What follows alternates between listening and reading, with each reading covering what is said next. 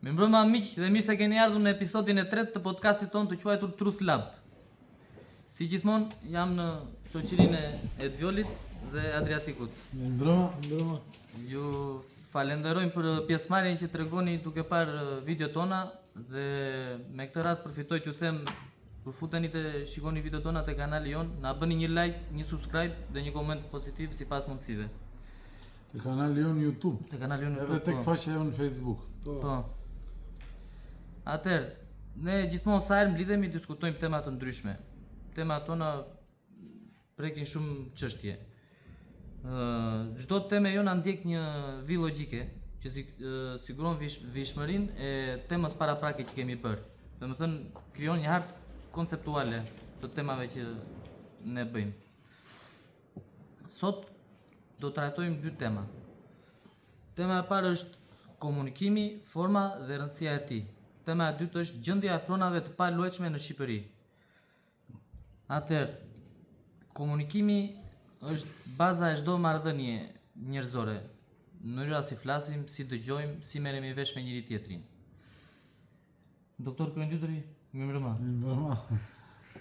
Atëherë, komunikimi. Sa i rëndësishëm është komunikimi? Si ndikon? Si ndikon ku? Si ndikon në marrëdhëniet me njerëzit, me njëri tjetrin? Si ndikon në shoqëri sot? Them si ndikon ku sepse janë disa lloje komunikimi. Ka komunikim interpersonal, pra person me person, ka komunikim intrapersonal, pra që është komunikimi me vetveten. Po. Ose më saktë procesi të menduarit në një farë mënyre quhet komunikim në këtë rast. Po koncepti zyrtar publik ta quajmë quhet komunikim intrapersonal. Unë gjithmonë nga vetja ja kam menduar të menduarin dhe si një formë komunikimi me vetveten, por së fundmi kam lexuar edhe zyrtarisht që këta e quajnë komunikim intrapersonal. Domethënë komunikimi që bëjmë ne dy tani quhet komunikim intrapersonal. Po. Po pra, Jo, quhet interpersonal. Ai që bën me veten procesi që komunikimit që ke me veten tënde quhet intrapersonal. Pastaj kemi komunikimin që zhvillohet në jetën publike të shoqërisë, që në ai komunikim lind politikbërja. Po. Domethënë proceset politike të shoqërisë nuk mund të ndodhin pa një proces komunikativ. Po. Dhe pastaj kemi komunikimin si formë, domethënë në anën filozofike të komunikimit, që është raporti edhe i njeriut si individ ose domethënë një unit me botën, po dhe raporti i racës njerëzore me botën, me ekzistencën ta quajmë. Kështu që duhet të më bësh pyetje pak më të qartë për çfarë lloj komunikimi e ke fjalën kur thua. Unë flas për komunikimin bazë, për shembull, komunikimi që kemi ne të dy. Qoftë komunikimi që sapo njemi, qoftë komunikimi në një debat, në një diskutim, qoftë komunikimi për një biznes që mund të bëjmë bashkë, komunikimi në totalitet, përgjithësi. Sa ndikon si... E ke kryesisht për interpersonalin në rastin konkret. Komunikimi verbal, do të thosh. Jo, dhe verbal. Shiko, dhe ajo, domethënë format e komunikimit janë disa. Është një nga format. Ka komunikim verbal që kryhet nëpërmjet të folurit, ka komunikim jo verbal që ndodh me disa mënyra, domethënë një mënyrë është gjuha e trupit, për shembull, ku përfshihen gestikulacionet, forma e qëndrimit të trupit, mimika e fytyrës, edhe tonaliteti i zërit. Futet te komunikimi jo verbal, domethënë pavarësisht se është proces që ndodh nëpërmjet folurit, verbalisht, po realisht është komunikim jo verbal, tonaliteti i zërit. Po një formë komunikimi është edhe veprimi në vetvete. Pra, kur dikush tenton të komunikojë me ty, edhe ti nuk kthen përgjigje me fjalë ose me gjuhë trupi, po kthen përgjigje me veprimet që bën në jetën tënde. Si thua, i zbaton një urdhër apo një... Po, për shembull si të themi që nëse ti bën një shkelje ligjore, edhe komunikon me policin, aty i thua që unë kam bërë një shkelje, po ti të lutem mos ma merr parasysh se ishte nga nxitimi apo ku dëgjon. Ai po themi nuk kthen fare përgjigje, thjesht bën gjobën. Ka komunikuar me ty ai. Një shkelje të rregullave të qarkullimit rrugor. Shumë i shpesh kjo komunikim. Se në për shkelje tjera, normalisht ka tjera procese, dënime tjera, po Sankcione tjera, po. do me thënë edhe ky është një lloj komunikimi. Pra, në këtë rast, në rastin e komunikimit interpersonal, person me person, unë kam bindjen e thellë edhe të mirë studiuar që komunikimi është një proces themelor dhe me rëndësi të jashtëzakonshme në marrëdhëniet ndërpersonale mes njerëzve. Po ndërton marrëdhënie domethënë. Ose prish. Ose prish, I kuptoj. ndërton ose i shkatron marrëdhëniet, po jo vetëm i ndërton dhe i shkatron, po është dhe vendimtar edhe në cilësinë e marrëdhënies në vetvete. Pra, Si thua i menaxhon, domethënë në curinë. përcakton cilësinë e marrëdhënies. Marrëdhënia, ne mund të kemi një marrëdhënie, po mund të jetë e keqe, mund të mos shkojmë mirë, mund të jetë plot keq kuptime, plot toksicitet, me inate, me rira, me këto. Edhe komunikimi ndikon shumë këtu, sepse ndodh shpesh në praktikën e jetës reale që njerëzit nuk janë vërtet armiqësorë ndaj njëri tjetrit, po nuk din të sqarojnë. Po. Nuk din të sqarojnë, nuk din të komunikojnë drejt me njëri tjetrin. Se po siç themi që nuk gjejnë dot gjuhën, kur thot populli. Po, fikse, po ta zbërthejmë komunikimin, domethënë si proces, komunikimi ka disa elementë brenda. Ka kryesorja njerë është një dërgues dhe një marrës. Pra, unë flas ti dëgjon. Pastaj kemi një medium quhet domethënë mjeti që shërben ose substanca ose mjeti ose mënyra që shërben për të transmetuar mesazhin. Kemi një mesazh, kemi edhe një medium. Në rastin konkret të fjalës së folur, ne nuk mund të flisnim me njëri tjetrin tani po të mos kishte ajër këtu, po të ishim në vakum, për shembull, në hapësirën kozmike, nuk flasim dot sepse ka nevojë zëri, tingulli ka nevojë për ajër, dhe ajri në këtë rast bën rolin e mediumit. Po. Po jo vetëm ajri, është dhe fjala në vetvete që fjala, domethënë del nga trupi jon, nga laringu që e prodhon, përdor ajrin dhe fjala është një medium që përdor një medium tjetër, pra përdor ajrin si mjet për cjellës. Si mjet për cjellës, se në rastin e telefonave për shembull nuk është ajri, përdoren kablot ose valët e tjera si këto, dhe ka nevojë për një medium gjithmonë, por ka nevojë, pra janë 4 elementë thelbësor të komunikimit. Është dërguesi, pra personi që dërgon ose ai entiteti që dërgon, ta quajmë se s'është gjithmonë një person, një fizik.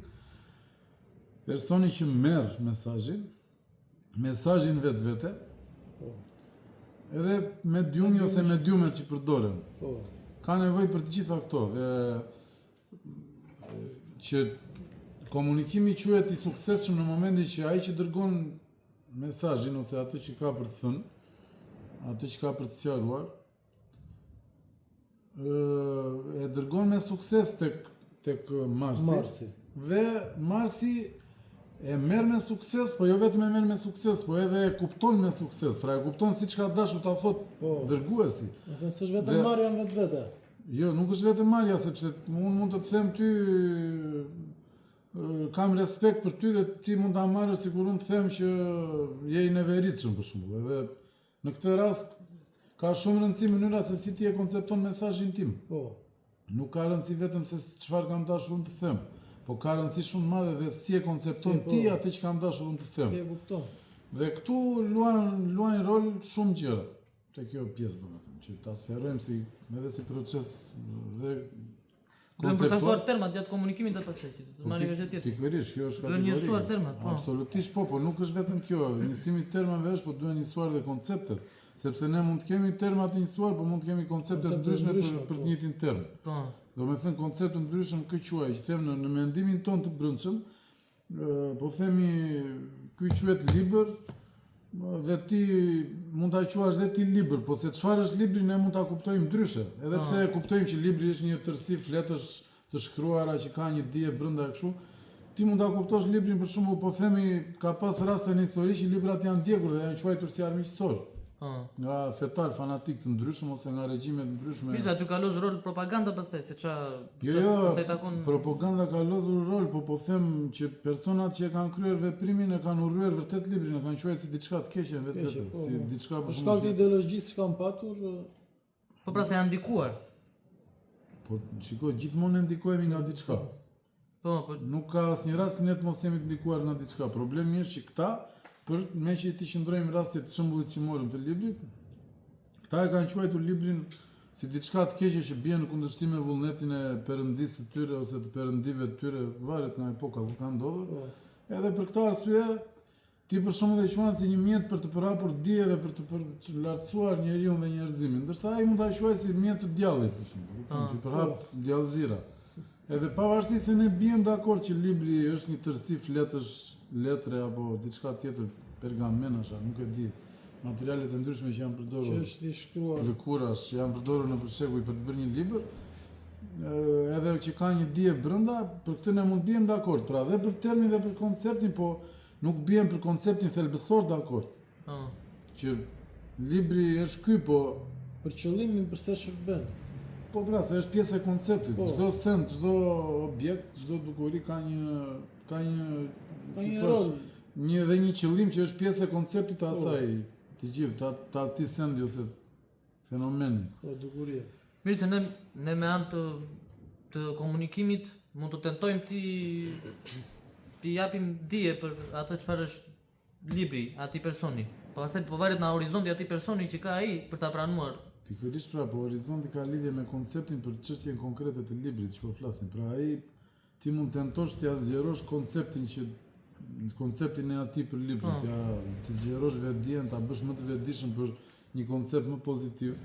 Por në qoftë se ai ka atë fanatizmin e tij të fiksuar dhe nuk arrin ta perceptojë, ta marrë drejt mesazhin tënd, atëherë ai do qëndrojë te koncepti i tij për çështjen e librit dhe ti nuk do biesh dakord me të.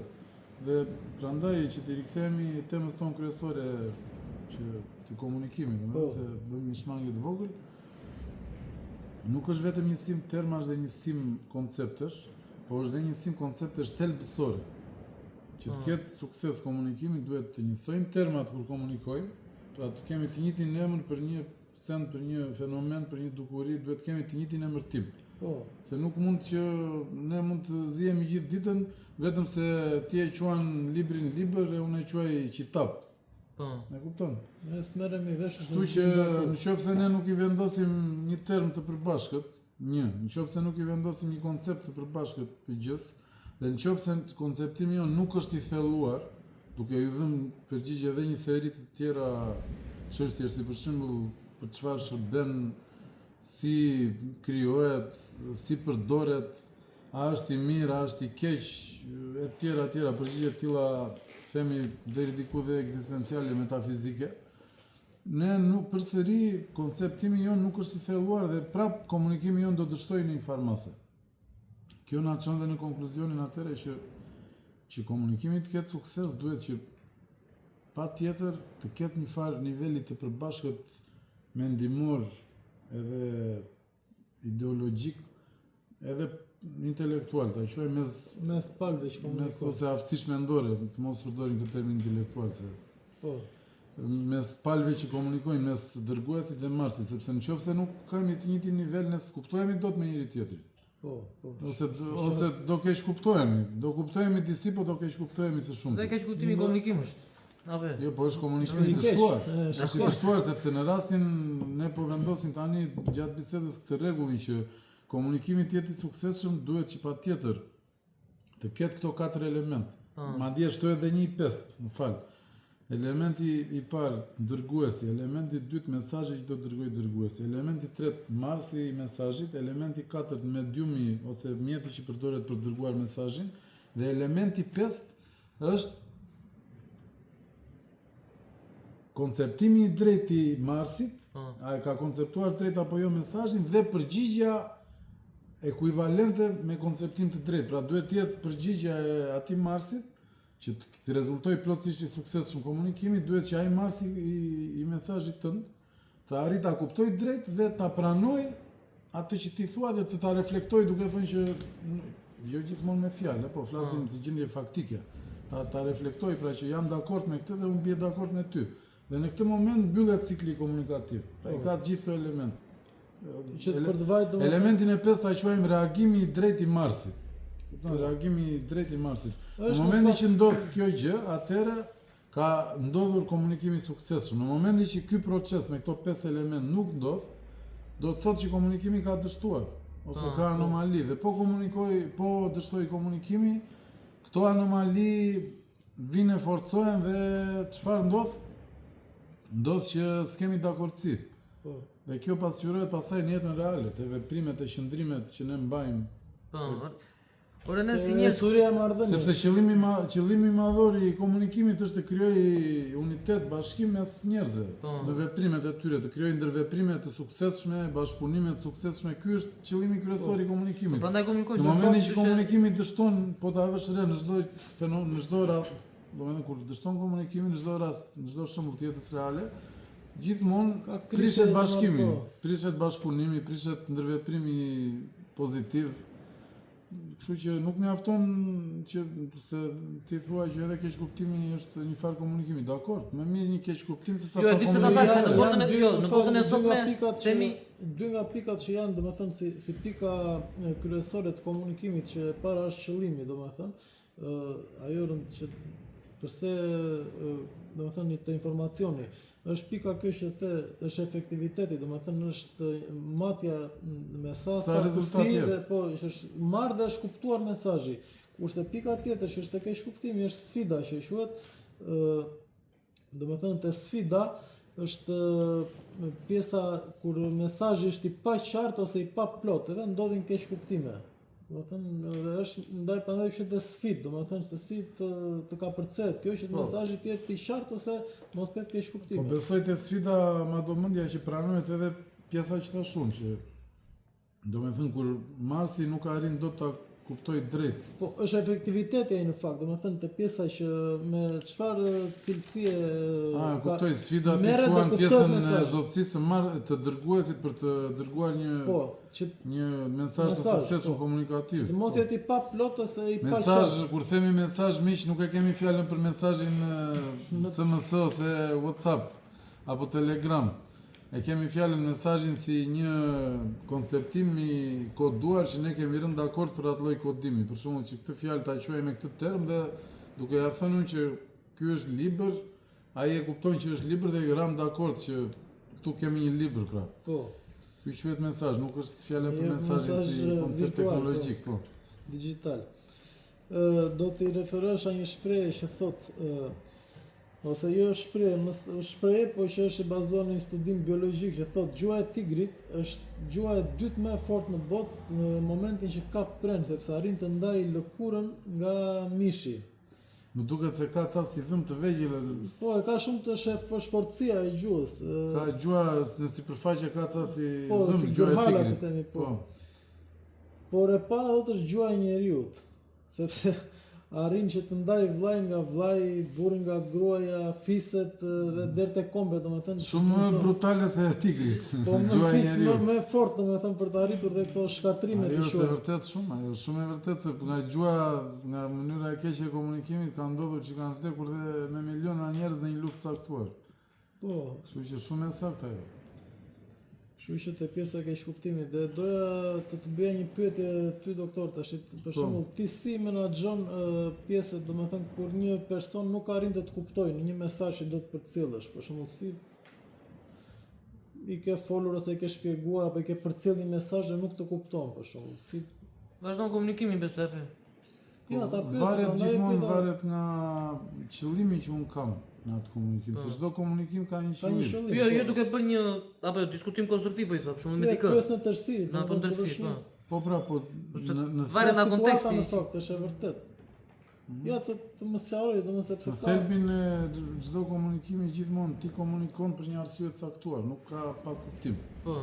Përveç këtyre që quhen anglisht naysayers, thashë themeve të vogla vulgare që ne zakonisht i kemi bezdi ato se në tepër tregojnë një lloj mendjelësie, domethënë në jetë. Edhe prandaj s'na pëlqejnë, pavarësisht se ndonjëherë si qenie njerëzore dhe ne padashje mund të përfshihemi në këto vogëlsirat kështu, po përveç atyre që janë pa kuptim, domethënë, si gjë pa kuptim, s'ka ndonjë qëllim konkret në vetvete. Komunikimi zakonisht ka qëllim, qoftë një komunikim konstruktiv, siç thua ti, do hysh me një person ose me një grup personazh hyn në komunikim për një arsye të caktuar. Dhe unë gjithmonë kur komunikoj, shikoj gjithmonë arsyeën pse po komunikoj, për çfarë arsye po komunikoj me këtë njeriu ose me këtë person, cili është qëllimi. Dhe në bazë të qëllimit kam pastaj edhe pjesën e mënyrave ose të durimit që tregoj ose të reagimit që bëj sepse ose të llojit të shpjegimit. Varet domethënë me kë je duke komunikuar, pse je duke komunikuar e para fare, me kë je duke komunikuar. Ajo me kë je ka një rëndësi shumë të madhe sepse nëse ti po flet me një fëmijë, atëherë do jesh më i duruar. Ka tjetër model komunikimi. Nëse po flet me një njerëz që di mirë se çfarë po i thua, por nuk do të, domethënë bën sikur të kupton, atëherë mund të jetë pak ndryshe komunikimi. Nëse po flet me dikoj që ka dëshirën e mirë, por nuk arrin dot të kuptojë mesazhin që ti po i jep, atëherë prapë përsëri duhet të tregosh durim dhe duhet të futesh në shpjegime të detajuara, që ai ta po duke arritur ta kuptosh botën mendore të personit, që të arrish ti sqarosh drejt atij personi atë që ai s'po kupton. Domethënë varet me kë. Po. Jo pa qëllim të pyes sepse doja të vazhdoja prapë me një pyetje. Mendon që komunikimi, po flas kryesisht për ambientin shqiptar, për shoqërinë shqiptare, komunikimi sot, ose më saktë mungesa e komunikimit, jo komunikim, mungesa e saktë komunikimit është bazë për shumë konflikte në shoqërinë tonë, domethënë edhe për ato që mund të quhen ordinere ose banale deri te konfliktet më madhore. Në shoqërinë tonë, në shoqërinë shqiptare. Shqiptare, po. Në shqiptarët ka një problem jashtëzakonisht të madh me komunikimin. Është e vërtetë 100%. Jashtëzakonisht të madh. Edhe unë. Po nuk është vetëm tani, ka qenë dhe para, është tip tradite që jo, nuk e besoj. Trashëgohet. Nuk e besoj që të jetë, sepse ne shikojmë pse thonë janë marrë vesh më mirë para. Me një habit të madhe kam vërejtur që në disa zona të thella malore, sidomos në malësitë e veriut të Shqipërisë, po. E ka dhe Kosova dukshëm këtë. Kam vërejtur që ka një lloj komunikimi dhe pse janë njerëz për shembull të pashkolluar. Ka një lloj komunikimi shumë burrëror dhe me nivel të lartë, pa vulgaritete brenda, pa me një lloj etike, domethënë që është e habitshme se si e kanë ata njerëz atë lloj etike, kurse në qytete, në zona që supozohet duhet të ketë më shumë civilizim, më shumë zhvillim, më falni, është komunikimi më i nxituar, më prej mburraveci, më kapriçoz, më i cekët, më me banalitete, me fjalë pista, me fjalë vulgare, brenda me zhargonizma të shëmtuar ose të papëlqyeshëm. Po pse mendon se vjen kjo? Se ky është fenomen që të gjitha kemi vënë re, domethënë. Këtë e di pse e thash, sepse doja t'i ktheja një përgjigje Wilsonit që thot për pjesën që ka qenë gjithmonë kështu. Nuk besoj që ka qenë gjithmonë kështu dhe pikërisht këto zonat malore që janë, si thua, më ruajtëse të traditës, na tregojnë në një farë mënyrë, na provojnë që nuk ka qenë gjithmonë kështu. Edhe pse nuk mund të them tani me prova tërësisht shkencore që. Jo, e di pse them unë flas në mënyrë kështu, shabllon fare, se për shembull, unë kam parë një sjellje për shembull e zëm të babait tim, ose mënyrën si ka folur ai, edhe mundohem edhe unë ta kopjoj atë. E zëm, në të folurën time të përditshme. Po e njëjta gjë dhe babai im për shembull ka parë gjyshin tim, për shembull, babain e tij. Edhe prandaj them që mund të ketë ardhur kështu. Si tip trashëgimie kulturore le të themi, po në nivel popullor.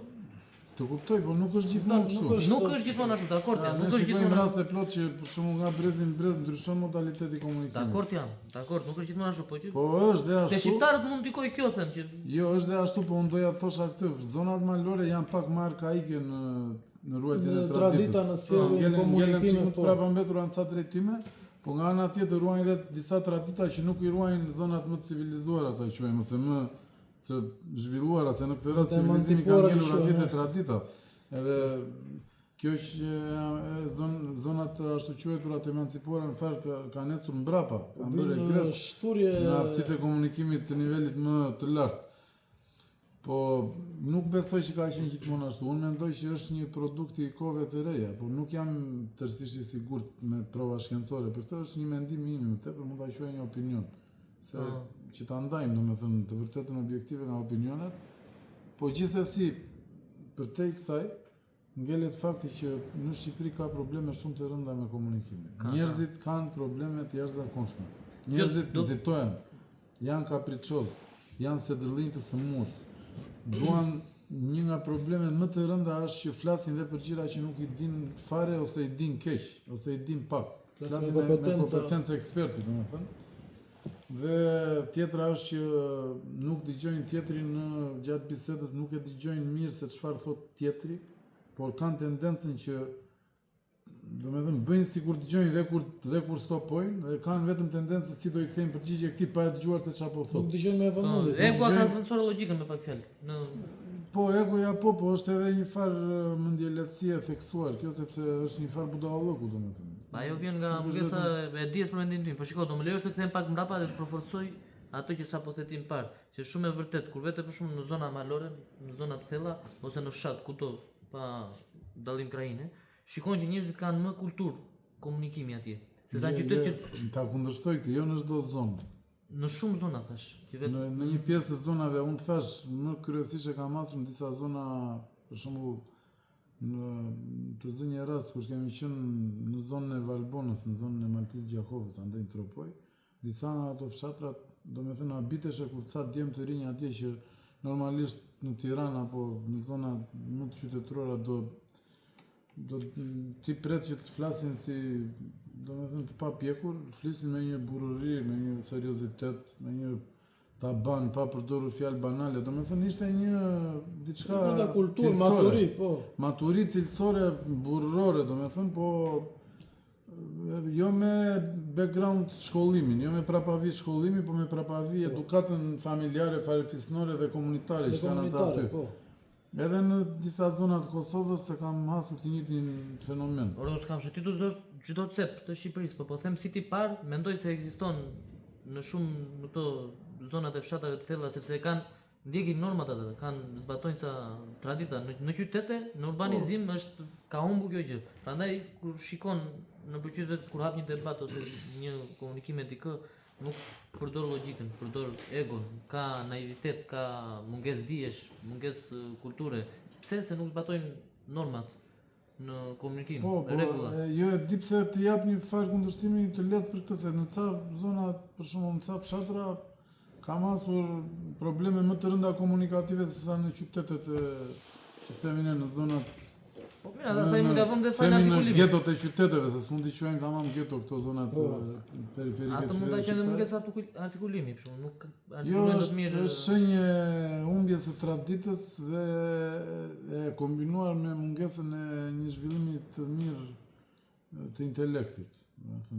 Aty ulet shumë komunikimi. Ndërsa në këto zonat që thash unë s'kam skanuar çdo fshat të Shqipërisë. Po ti fole nga eksperjenca çka kishe. Nga eksperjenca them në ca zona kam pasur domethënë një nivel të lartë komunikativ, të flas për komunikimin si etik, domethënë si etik kështu, si estetik, më fal, sa kanë jashtme të komunikimit domethënë. Pastaj për anën që të hysh se forca logjike të konceptet që kanë ata duhet më gjatë. Si ke provuar të gjithë njerëzit. Po dhe logjik nuk është se ishte e pak dhe logjika, domethënë ishin goxha të logjikshëm.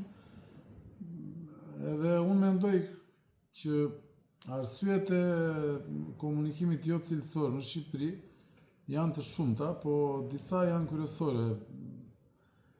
Një arsye është që komunikimi nuk nis nga vetë komunikimi. Komunikimi zakonisht nis nga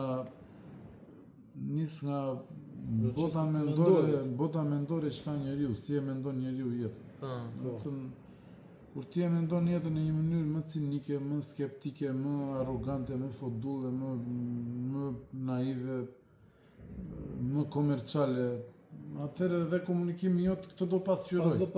Do pasqyroj në një seriozitet ose në një standard të lartë, apo në një prirje për nga madhështoria, për nga, më kupton.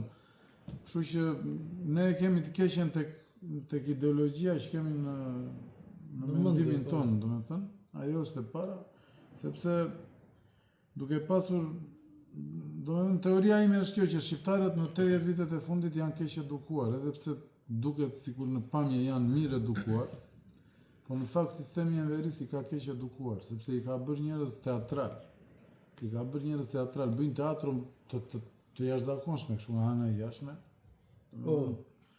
Këtë e kemi vërtetuar me 10 herë, mos me 100 herë në për njerëz të ndryshme, në për raste të ndryshme, bëjnë teatr, domethënë deklarohen trima, deklarohen patriot, deklarohen aktivist, deklarohen të zot në punë caktuara, deklarohen dashamirës e tjera, deklarohen, por kur ju shikon veprimet janë tërësisht e kundërta e deklarimit. Fasad, domethënë. Janë mikroegoist, bish për dredhur, frikacak, buracak, pa bes. Tani s'po flasim për të gjithë. Flasim domethënë si çdo popull si fusin do të jetë në një fes, po. Jo, unë them domethënë që është shumë i përhapur si fenomen. Domethënë ekziston një dualizëm i jashtëzakonshëm mes asaj që është vërtet njeriu edhe mes asaj që hiqet njeriu sikur është. Sepse për mendimin tim kjo ka ndodhur për shkak të dhunës brutale të sistemit enverist, që ka detyruar njerëzit të hiqen ndryshe nga çfarë janë në të vërtetë, të tregojnë një fasad tjetër. Mund të ketë edhe prapavim dhe më përpara sistemit enverist. Ndoshta sistemi ka përforcuar. Shoqëritë zakonisht që për shembull fusin disa koncepte tabu, disa sedra hiper të zhvilluara që ti duhet i ndjekësh se po si ndoqe pastaj bëhesh i përfolur, i përgojuar, i tallur, i poshtruar nga shoqëria e tjera, ti je i detyruar që të hiqesh ndryshe nga çfarë je. Po unë mendoj që sistemi enverist këtë e kaloi në nivel ekstrem, domethënë sepse nuk vari tashmë thjesht reputacioni nga ajo që ti flisje, po vari edhe vetë jeta jote dhe jeta e familjes tënde. Mund përfundoje i surgjinosur, i internuar, apo i burgosur, apo i pushkatuar, po të flisje gjë e gabuar. Edhe kjo besoj që e ka amplifikuar këtë lloj hipokrizie, këtë lloj mospërputhje të asaj që njeriu është brenda ti me atë që njeriu hiqet sikur është. Edhe prandaj dhe shikojmë shumë të brezi i prindërve dhe i gjyshërve tanë, domethënë. Dallon, sidomos këta pjesa e gjyshëve që janë kanë qenë shumë të vegjël kur ka nisur sistemi enverist, po kanë lindur në atë sistem. E shikojmë shumë këtë dhe pavarësisht se unë jam i ndërgjegjshëm që mund të marr inatin edhe zëmërimin e shumë njerëzve duke i thënë këto fjalë, po as më intereson fare ajo pjesë. Jam i deklaruar. Prandaj në temën e kaluar folëm për të vërtetën. Të vërtetën objektive, duhet thënë e vërteta. Një shoqëri çlirohet dhe zhvillohet kur thuhet e vërteta. Dhe ne këto fjalë nuk i themi për të çmuar brezat para ardhës, absolutisht jo. I themi për ti shëruar nga ajo sëmundje që na i kanë transmetuar dhe neve. Po, duke e vënë në dukje. Mos kemi reaksia të kuptojnë se gjithë kanë gjyshur të tillë, apo jo, nuk flas për persona konkret. Nuk është problemi, shikoj, jo për persona konkret ose për gjyshit e atij të mit apo të tut apo të dikujt, po unë them, domethënë jo, po shumica që kanë qenë ato sisteme njerëzit që kanë lindur rreth viteve 40. Si brez thotë 35, 40, 45 janë rritur në enverizëm, domethënë. Edhe njerëzit që kanë lindur bazë 44, 45-s janë lindur e rritur në enverizëm. Po, e kanë marrë mira të brumin e... Edhe këta janë brumosur tërësisht me konceptimin e njeriu të ri enverist, që e quanin ata, që ishte reklamoi si një zhvillim i madh shoqëror, social, publik, po në të vërtet ishte personifikimi i hipokrizisë njerëzore në të vërtet. Tjetër gjë deklaronte, e tjetër gjë bënte, e tjetër gjë ishte. Sepse sipas një përkufizimi, këtë nuk e kam nga vetja, e kam kuptoja të mësuar nga dikush, thotë që janë 3 jetë. Njeriu ka 3 lloj jetësh brenda jetës tij. Ka jetën publike, që e din të gjithë, ka jetën private që e di ai dhe pak veta, për shembull pjesa e ngushtë e familjes ose ata njerëzit më të ngushtë, më të rrethi më i afërt, dhe ka dhe jetën sekrete, që e di vetëm ai, edhe ai madje nuk ja tregon gjithmonë vetë, sepse është një pjesë që mund të jetë e pavetëdijshme. Kjo jeta sekrete është ai që njeriu është në thelbin e tij më thelbësor.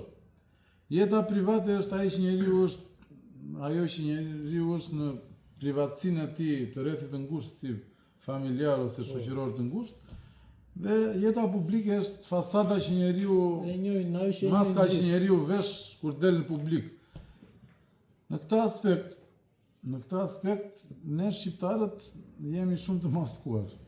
Po. Jetojmë në një maskë shumë të fortë dhe mendoj që këto kohët e fundit dhe për shkak të ndryshimit të mediumeve komunikative, të mediave, të rrjeteve sociale apo të, domethënë jo vetëm ne, po gjithë bota është bërë pak më e vërtet. Është bërë pak më qesharake, se dalin edhe gjithë këta moshat që janë më të mëdha duan të hiqen si çunakëre, si ose këto gratë që janë duan të hiqen si vajza të reja. Ke parë kur janë 60 vjeç thonë homi goca njëra tjetrës.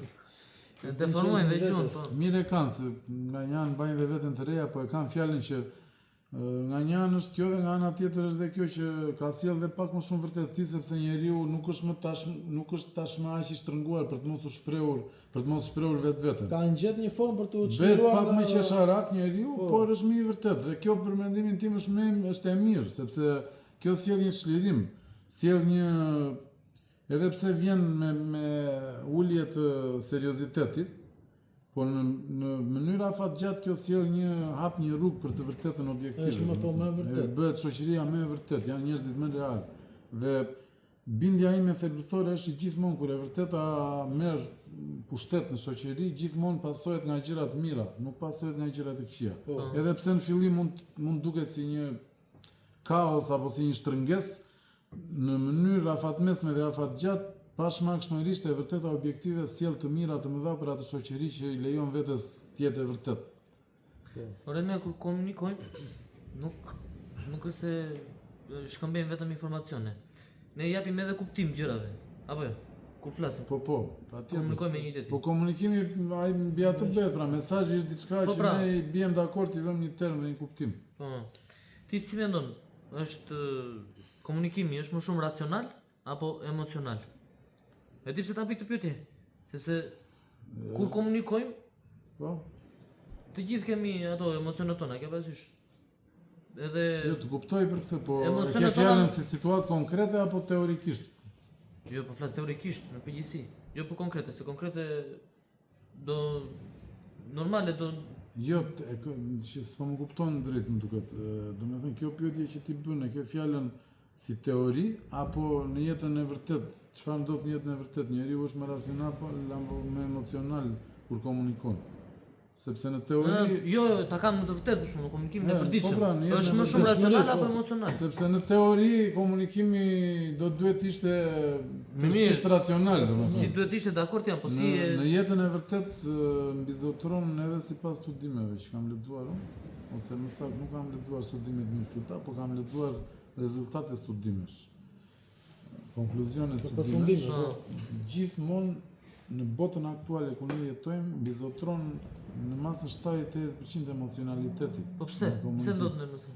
Po kjo është shenjë nivelit ulët ideologjik dhe mendor. Pra kur njerëzit janë më të dobët mendërisht, kanë tendenca të suprimohen nga inteligjenca e tyre, suprimohet nga emocionet. Sepse njeriu që e njeh më mirë të vërtetën edhe të vetes tij, edhe të botës, të vërtetën objektive, ka tendencë të jetë më racional, më i logjikshëm, më i pjekur ta quajmë, ndërsa emocionaliteti lidhet me papjekurinë kryesisht. Kur je i papjekur je edhe më emocional. Për shembull, të marrim rastin e një ushtari në fushën e betejës, një ushtar i vjetër i rregjur që është kthyer në luftar tashmë edhe është i rregjur me beteja, me të vrarë, me të vdekur, me të coptuara, të sakatuara, me trauma, me humbjen e njerëzve të afërt të tij. Reagon me një qetësi, domethënë të frikshme përballë vdekjes dhe shkatrimit që shkakton lufta, ndërsa imagjinoje tani një ushtar i që sapo ka vajtur në fushën e betejës, edhe ka ndenjur në karantinë me shokët 6 muaj aty dhe është bërë shok i ngushtë, kanë luajtur letra bashkë, kanë bërë muhabete, kanë shkëmbyer eksperienca, kanë bërë lloj-lloj gjërash bashkë dhe janë bërë shok shumë, edhe sa futen në fushën e betejës bie një predh murtaje, vret 10 veta, zorrët këtej, koka andej, këmbët këtej, shikon njerëz pa kokë, pa me bark të hapur. Edhe vetë ka shpëtuar gjallë, po themi. Edhe shikon shokët e tij që kanë ndenjur atje, imagjinoj reagimin, ose kalon nga mendja, ikën çmendet, ose qanë si domethënë vëkujën e vdekjes si çupullin adoleshente ose traumatizohet, shokohet, ose shumë rast i rrallë duhet të jetë ndonjë person shumë i pjekur nga jeta para ushtarake që para ushtrisë, domethënë se para ushtarake ka tjetër kuptim, që të reagoj me një qetësi. Dhe këto të gjitha që shpjegova unë tek ky ushtar i ri, këto janë emocione. Pra domethënë se nuk është pjekur, se shiko, ka dhe një komunikim ku komunikon bota me ne. Për shembull, kur ti vete në luftë dhe ti ndodh kjo që thash shumë, shembulli konkret, ky është një komunikim bota, ekzistenca të vret shokut, ty ti copton edhe të tregon që shiko, bota ka dhe këtë brenda. Tani ti do reagosh, po komunikon bota me ty. Bota apo ai që ka krijuar botën, po komunikon dhe po thotë ore njëri, ka dhe këtë brenda bota. Rri me njerëzit 6 muaj apo dhe me vite ndonjëherë, edhe brenda 1 sekundi zhduken edhe zhduken në mënyrë makabre. Ka dhe këtë tani, kjo është një e vërtetë që ka ndodhur, është një fakt. Si reagon ti?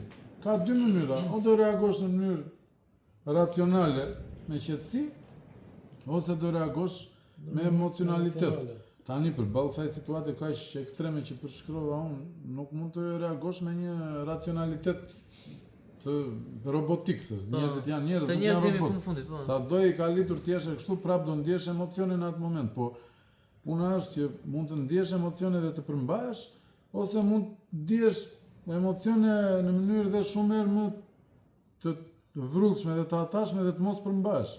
Ky ushtar i ri gjas ati ka që të mos përmbahet, edhe plus dhe emocione të kalojnë me atë nivel tensioni dhe me atë nivel, do me thënë, me atë nivel rrjeve aq të fuqishme sa kjo kalon në traumë pastaj, se trauma s'është gjë tjetër në përgjithësi verse kur po themi në një kabël elektrik 220 volt shkalon një rrymë 30.000 volt, e kupton? Aty ndodh trauma, do me thënë në mendjen e atij njeriu që nuk përballon dot aq shumë ngarkesë, kalon një seri ngarkese shumë herë më e madhe dhe kjo e traumatizon atë. Pra në vetvete është thjesht trauma, kjo është në vetvete. Dhe në përgjithësi në mënyrë emocionale, domethënë, reagojnë njerëzit e dobët, që kanë një dobësi të caktuar, se nuk shefën që janë dobët në të gjitha gjërat e jetës, po kanë një dobësi të caktuar. Edhe prandaj ndoshta varet nga situata, ta ka përcejmë të situatën kaq ekstreme, të futemi tani për shkak të një situate thjesht më e qetë, më bisedë. Në një bisedë taoline ne i themi njëri tjetrit të vërteta të thella ndaj njëri tjetrit. Reagimet mund të jenë dy llojshe. Mund të jenë emocionale ose mund të jenë reagime njerëzish të pjekur që reagojnë në mënyrë logjike dhe racionale. Tani logjik, racional dhe pjekuri tregojnë njerëzit që kanë prirje të pranojnë të vërtetën në jetë. Po, kanë forcë. Kanë forcë edhe kanë dhe domethënë gatishmërinë për ta pranuar. Në mënyrë emocionale reagojnë njerëzit që nuk e kanë këtë. Po. Kështu që shumicën e herëve komunikimi që të kthehemi te tema jonë kryesore është emocional. Dhe është emocional për shkak se shumica e njerëzve janë të dobët. Në këtë aspekt. Nuk i përballojnë dot mirë të vërtetat, nuk i menaxhojnë dot mirë të vërtetat objektive që nuk përputhen me bindjen e tyre momentale. Kjo është arsyeja. Ndërsa njerëzit që reagojnë, që komunikojnë në mënyrë racionale, janë njerëz më të fortë, më inteligjent nga ana emocionale, kanë eksperiencë më të madhe në jetë, edhe reagojnë në mënyrë më të pjekur. Do të thënë s'ka dalë dhe kot ai llafi thot populli, nuk shtyhet ushtria me shumë hapetesh. Nuk e bër të holl. Dhe jeta në gjë. Jo, se vëra shumë lidhjen tani me këtë shprehje, po. Jo, po që do të thonë duhet të jenë përgatitur njerëzit. Do të thënë mos të ndikojnë emocionalisht. Mirë, s'ka lidhje të drejtë me këtë shprehje, po dakord jam, po çështja është këtu që ishte për efekt çaka. Po. Dgjoj, do të bëj. Budulicën pak me eskavator këtu. Ja se atë. Dgjoj. Do të bëj një pyetje të bukur, do të pëlqej kjo pyetje. Do të pëlqej. Ne shpesh themi për shkakun që komunikimi është çelësi çdo marrëdhënie. Por pse mungon pikërisht aty ku duhet, në familjet tona edhe në institucione. Shpejt e bukur, mos e mohon. Po. Të pëlqen. Po, ja do ta kthej përgjigjen me shpjegimin që do bëj. Në familjet tona dhe në institucionet tona. Atje ku duhet më shumë, se mund. Po, patjetër, më shumë atje duhet. Në qoftë se është çelë si çdo marrëdhënie, se kështu themi ne, komuniko që të kesh rezultat. Atëherë pse nuk është atë? Nëse ne do kishim të shëndetshme si shqiptar, domethënë familjet dhe institucionet, patjetër që jeta e gjithë shqiptarëve në përgjithësi do ishte shumë më cilësore. Dhe kjo është shumë e vërtetë që thua ti që në familje dhe në institucione shqiptarët kanë probleme shumë të mëdha komunikative. Po pse mungon? Po në fakt problemet komunikative janë në çdo sektor të jetës në Shqipëri, por këtu duken më qartë sepse këtu rëndësia është më e madhe e komunikimit. Pra nga cilësia e komunikimit ne kemi dhe cilësinë e familjes, nga cilësia e komunikimit ne kemi dhe cilësinë e institucioneve tona. Po. Sepse nga varet cilësia e jetës tonë, do të thënë nga po te familja kjo është më e fortë. Në fakt e institucionet nuk është vetëm ana e komunikative, janë dhe disa gjëra të tjera. Po gjithmonë komunikimi ka një rol të madh në këtë çështje, sepse në radhën e kaluar trajtuam çështjen e të vërtetës dhe midis të vërtetës dhe komunikimit ka një lidhje të thelbësore të pashlyeshme, që është shumë e fortë. Sepse ti mund ta dish të vërtetën, po nuk di të ta komunikosh dhe tjetri po nuk e kuptoi atë vërtet që ti komunikon, nuk e ecur dot para, domethënë dhe nuk pranohet e vërteta. Ngelet vetëm te një person, që e vërteta të jap frytet, jap rezultate pozitive në jetën tonë, kemi nevojë të domosdoshme që ta pranojnë dhe palët e tjera, jo ta dim vetëm ne, sepse e vërteta sjell të mira në momentin që ne nisim një bashkëpunim në përputhje me atë të vërtetë. Na mëson e vërteta për shkakun që duhet bërë kjo që ne të zhvillohemi. Edhe ne bjem dakord mbi bazën e kësaj të vërtetë dhe nisim zhvillimin duke bashkëpunuar.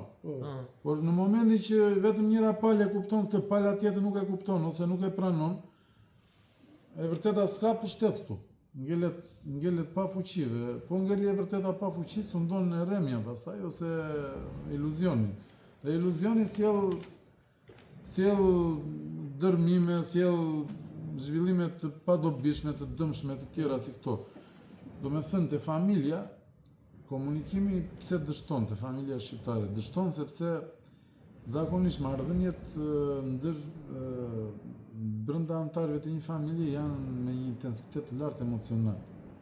Dhe sedra e sëmurë që i karakterizon shqiptarët në përgjithësi, që kanë një lloj sedre, kanë për shembull dhe jashtë si familje kundrejt familjeve të tjera, e kanë dhe si fise kundrejt fiseve të tjera, e kanë si lagje kundër lagjeve të tjera, si fshatra kundër fshatrave të tjera, si krajina kundër krajinave të tjera, edhe si kom kundër kombeve të tjera deri diku, se nuk është se jemi jashtëzakonisht fanatik aty. Dhe pra kjo është një tendencë që po ta kthesh me regres, të mos ikësh deri tek kombi, të kthesh mbrapa vete dhe tek personi me person. Pra si person me personat e tjerë brenda familjes. Po deri te familja. Edhe kalon në sedrën e sëmurë. Dhe sedra e sëmurë sjell që bisedat dhe logjika bëhen shumë emocionale. Janë shumë emocionale, janë shumë e sedër të mbingarkuar me sedër të sëmurë, domethënë, dhe duke qenë të mbingarkuara me këtë lloj sedre, edhe me këtë lloj emocioni të tepruar dhe të theksuar, nuk lën vend për logjik të shëndosh.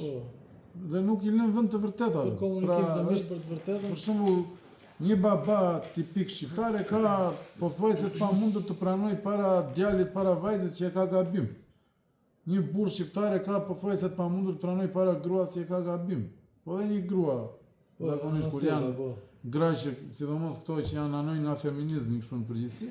Të kanë theksuar shumë. Feminizmi radikal, ato e kanë të pamundur, nuk mund të pranojë që e ka gabim, e ka burri gabim, e ka fëmia gabim. Po dhe fëmia rritet me këtë frymë, domethënë, edhe rritet me frymën që ti mohoje të vërtetën që jep pala tjetër. Vetë zinxhira pastaj. Vetë zinxhir dhe kjo është një sëmundje që është për raport e të gjithë. Kur vjen problemi pastaj, kur vjen çështja për të zgjidhur probleme që janë brenda familjes, në vend që të gjejmë një logjik të shëndosh, një logjik shkencore, siç e quaj unë, dhe një racionalitet e një pjekuri, çfarë gjejmë? Gjejmë emocionalitete, kapriço, teka, sedër të sëmurë, histerizma, koncepte patriarkale të theksuara, feministe radikale të theksuara, të gjithë farëllojshme, domethënë që përplasin këto me njëra tjetrën në varësi të nga familja në familje, rast pas rasti, Dhe në vend që të ulemi dhe të flasim në mënyrë të logjikshme, të shtruar dhe të nxjerrim konkluzione të shtruara, çfarë bëjmë? Mundohemi të imponojmë se s'bën narrativën tonë personale, edhe ku nuk është e vërtetë. Nuk ja njohim tjetrit të vërtetën që të objektive që ai mbart në logjikën e tij, ja mohojmë me çdo kusht. Edhe mundohemi që të imponojmë edhe kur s'kemi të drejtën, edhe kur e vërteta s'është me ne, mundohemi të imponojmë atë tonën patjetër. Dhe duke bërë këtë, është formula më e sigurt për shkatrim në rastin më të keq ose për toksicitet në rastin më të mirë. Pra, fillojnë këto mëritë e fshehura, fillojnë këto inatet, fillojnë këto konkurrencrat negative e tjera si këto dhe komunikimi këtu s'ka më rol. Sepse këta sa arrin do të bëjnë një proces komunikativ, se ti kur e ke me një emocionalitet të mikarkuar bisedën, tjetri të flet, po të shikosh bëjnë gestikulacione ose mimika, për shembull me gjuhë trupi, ne që i kemi studiuar shumë, kemi qenë shumë të përfshirë në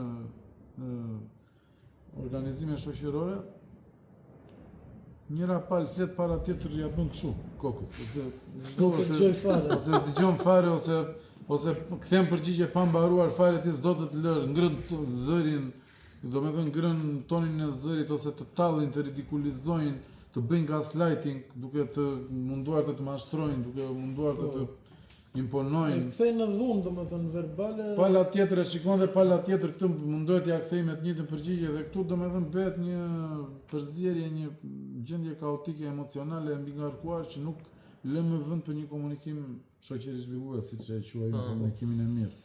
Nuk ka vend më për komunikim të mirë.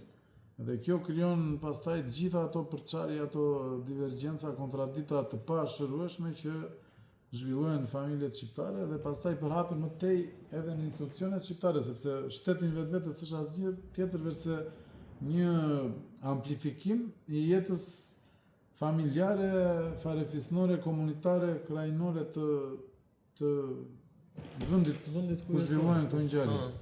Do me thënë, në një vend ku populli ka një logjik, ka një kulturë të fuqishme komunikative, ka një kulturë ku e vërteta objektive pranohet, ku logjika shkencore mbizotron marrëdhëniet ndërpersonale, nuk ka se si të ndërtohen institucione do me thënë disfunksionale, dhe me komunikime arrogante apo burokratike diktatoriale si këto tonat. Këto janë pasqyrë e gjendjes së këtij populli. Po nga ana tjetër është edhe krahu i kundërt. Dhe institucionet bëhen shembull për vetë popullin. Pra është ajo shpreha që peshku qelbet nga koka, thotë populli, që domethënë duke parë që kryeministrat, ministrat kanë një mënyrë, i ke parë ato, sidomos shpërthyen kështu nga vitet nga 2005 deri në 2013, domethënë shpërthyen këto neverit. E ke parasysh këto neverit, to zëvendësat e partive të mëdha që dilnin kush të bënte me histeriken, janë bërë gazetare sa këto tani. Po, bë trendje. Po, filluan dilnin me ca shprehje histerike, me gjithë arrogancë, gjithë fotbolluk, që ti marrësh ato tani ti presësh sot për shembull të kallin krupën ato, kupton? Të neverisin ato. Unë që kur i shikoj atëre vjellje me struco, nuk e di si kam rezistuar. Nuk e di. Do me thënë, ajo lloj kulture, ti e merr atje në kupolin e shtetit dhe i jep shembull popullit që ja, kështu duhet sillen ju. Kështu sillen ju me njëri tjetrin, se njerëzit e thjesht kanë tendencën që të kopjojnë nga figurat publike ose nga figurat me pushtet të marrin shembull për jetën e tyre. Kur marrin shembull arrogancë, fotullëk, histerizëm, kapriço të tepruara, mohon me çdo kusht të vërtetën, bëj çdo lloj manipulimi, çdo lloj metode diabolike për të manipuluar dhe për të shtrëmbuar të vërtetën në favorin tënd. Merr këto shembuj ai, edhe normalisht do vej pastaj edhe në jetën e tij personale ashtu do veprojë. Do transmetoj. Pra, kjo është një e keqe me dy pole që është ngritur në mënyrë do me thënë vertikale, edhe nga poli poshtë që është populli, te poli lart që është elita drejtuese politike, ose politiko-kulturore e shoqërisë, zhvillohet në fillim nga populli për lart, pastaj nga lart për poshtë, nga elita politiko-kulturore për te populli. Dhe në Shqipëri në një farë mënyrë është kompletuar kjo është kompletuar kjo formulë makabre dhe e neveritshme, domethënë e komunikimit keq. Kështu që domethënë kjo është një shpjegim, themi, disi i përmbledhur, se po të mbledhësh për këtë temë flas në orë tëra pa pushim, po. Këtë doja të thosha që ti mos marrim shumë kohë temës së parë, sepse kemi edhe temën tjetër. Po. Para se të kaloj te një pyetje për ty, që ti e preke pak, sepse folëm për shumë komunikime, për shumë lloj komunikime, si nga ana studimore dhe nga eksperiencat personale. Kam zgjedhur të prek pak edhe një lloj komunikimi të lashtësisë. Po. Nga sparta e lashtë, është e folura lakonike, që pak a shumë na karakterizon dhe një pak krahinën tonë, folura e shkurtër fare, domethënë e qartë, pa zbukurime të tepruara. Ata kanë pas të lloj komunikimi sepse e quanin si ishte sa më pak të flisje thoshin, aq më i fort ishe. Domethënë atje në sistemin e agogës që ata stërviteshin ata të vegjëlit, edukoheshin, që i merrnin që 7 vjeç dhe në moshë 20 vjeçare, mësonin vet kontrollin, disiplinën, domethënë ishte një, si të thuash, një disiplinë e hekur, të ushtarake, që i detyronte të arrijnë në këtë lloj forme dhe nuk të linin të zgjateshin me fjalë të tepërta.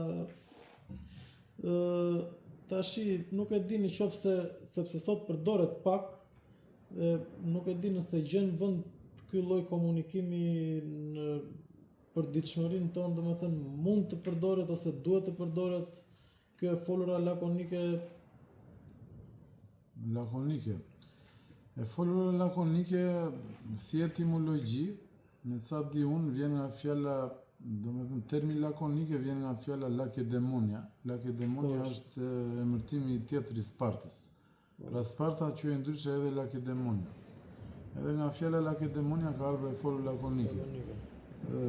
Të rinjt spartan që në fëmijëri edukoheshin që të flisnin shkurt, nuk ju lejohej, i rinin me thupër, ose me ndëshkime të ndryshme në momentin që bënin fjali të gjata. Ndryshe nga Athinasit që kishin tendencën për të bërë shpjegime të gjata si këto tipi tim. Më filozofike, po. Më të gjata, më filozofike, në Spartë imponoi e folura e shkurtër, domethënë që të flisje sa më shkurt, mundësisht të ktheje përgjigje me 1 me 2 fjalë, jo më shumë, mundësisht. Edhe kjo pasqyrohet në disa raste, për shembull një nga fjalët më të famshme që e kam dhe unë si moto në disa çështje të jetës time, është ajo mulun lave. Domethënë hajde i merrni, kur i tha dorëzoni armët. Po, i tha mesazheri spartan në Termopile, Spartan dorëzoni armët tuaja, edhe ky i tha hajde i merrni. Domethënë që kur të vinin ti merrni këta, hajde i merrni po i zot, ju bëjmë thella, do t'ju coptojmë. Ose si i tha Filipi Maqedonisin, që nëse do të hynë në Lakedemonin ta djeg Spartën dhe të shkatërrojë, dhe ata thanë nëse. Nëse, po. Nëse, po. Nëse do ish, kjo ishte përgjigja e gjithë për Filipin. Imagjinoje Filipi, babai i Aleksandrit të Madh, një mbret shumë i fuqishëm, që riorganizoi ushtrinë në Maqedona, se rikrijoi nga e para çfarë nuk bëri, ishte themeli për atë që bëri Aleksandri më mbrapa. Mori një përgjigje të tillë nga spartanët. Kjo ndodhte sepse spartanët u jepnin shumë rëndësi të madhe vlerave ushtarake. Fizike, po. Jo vetëm fizike, po veprimit. Domethënë ata kishin atë konceptin sa më shumë veprim, sa më pak fjalë. Sa më shumë fjalë, aq më pak veprim. Po. E kemi edhe ne sot themi që le nuk të ha për shembull. Po. Ajo s'është e vërtetë në çdo rast, po që ka një të vërtetë nga mbrapa saj. Edhe këta përdorin të folurën lakonike, e kishin si model, domethënë për këtë arsye që të grumbullonin forcët, ta kthenin më shumë në veprim. E ka përdorur dhe në Arbëri, është një shembull i famshëm i Lek Dukajgjinit që ka dhe shprehjen e mbetha, domethënë erdhi lajmi që po vinte ushtria osmane dhe ishte, nuk jam i sigurt në rrethanën konkrete, ai ishte Gjergj Kastrioti aty, nuk ishte, po ishin në një këshill ta princat Arbër, edhe kur morën vesh që ushtria osmane ishte afruar së tepërmi, erdhi lajmi, domethënë tha Lek Dukajgjini këtë shprehjen që ngeli epike pastaj, embetha, domethënë embita, pra të turren embita. Edhe nuk foli asgjë tjetër, embetha edhe nuk dolën direkt për luftim. Po edhe një nga zonat ku kam bjetuar kjo që mua më bën të dyshoj fort që mund të kemi në një lidhje në Spartan dhe Lasht, është zona e Dukatit, që mbahet për ironi të theksuar, po dhe Labëria në përgjithësi. Më duket mos gaboj mos e kanë dhe di branët që mbahen në veri, si jam i sigurt. Kam dëgjuar, po nuk e mbahen për ironi. Pra kemi shumë raste që zonën tonë Dukat kthejnë përgjigje ironike, domethënë edhe në përgjithësi të mençura, sepse po jo gjithmonë. Unë jam më tepër anoj nga të shpjeguarit sipas nevojës që ka shpjegimi. Nuk është patjetër domosdoshmëri që të qëndrojmë te shpjegimi lakonik. Po. Shpjegimi lakonik më tepër për mua është një formë komunikimi që mund të kryhet në disa momente të caktuara të jetës ose në disa rrethana të caktuara, për shembull kur gjendja është shumë luftarake, zakonisht ushtritë kanë ose në leadership për shembull që s'ka kohë për fjalë të gjata ose ndaj njerëzve që janë toksik armiqësor në jetën e përditshme normale.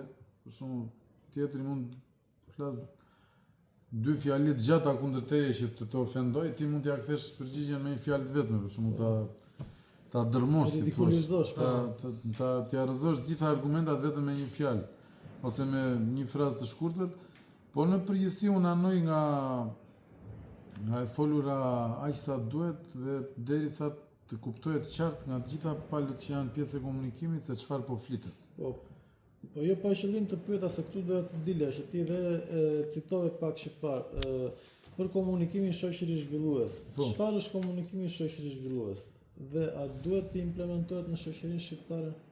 Po.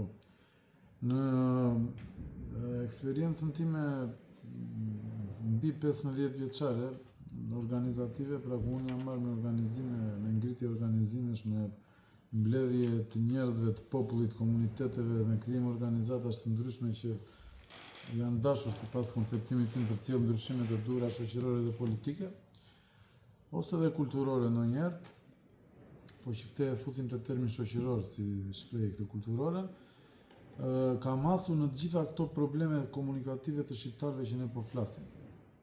Edhe të jo shqiptarëve, po më së shumti unë kam punuar në Shqipëri dhe me shqiptarë, prandaj flas më tepër me kompetencë për kulturën shqiptare të komunikimit dhe kam njohur deri në dhimbje, në kock